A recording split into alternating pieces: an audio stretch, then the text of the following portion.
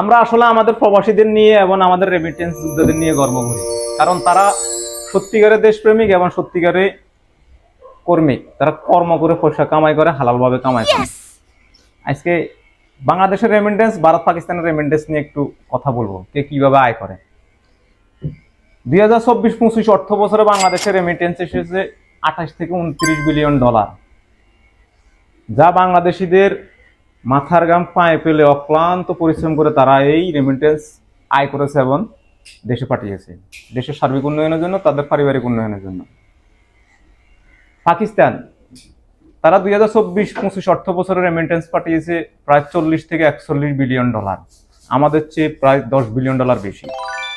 এখানে কিন্তু একটা টুইস্ট আছে, সেটা পরে বলতেছি।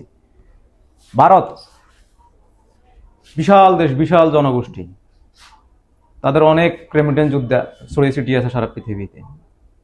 তাদের 2024-25 অর্থ বছরে রেমিটেন্স আয় হয়েছে প্রায় 129 বিলিয়ন ডলার, যেটা বাংলাদেশ এবং পাকিস্তানের চেয়ে কয়েক গুণ বেশি। আমি যে বললাম মাঝখান দিয়ে একটা টুইস্ট আছে, টুইস্ট হলো আমাদের দেশের রেমিটেন্স যোদ্ধারা হাড় ভাঙা পরিশ্রম করে, খাটুনি করে, তারপর তারা রেমিটেন্সটা দেশে পাঠায়। পাকিস্তানে যে 40 বিলিয়ন ডলার রেমিটেন্স এসেছে, সেখানে 10 বিলিয়ন ডলার হচ্ছে তাদের ভিক্ষা বৃত্তি। কিন্তু আমাদের দেশের প্রবাসীরা কিন্তু ভিক্ষা করে না বাইরের দেশে, তারা পরিশ্রম করে।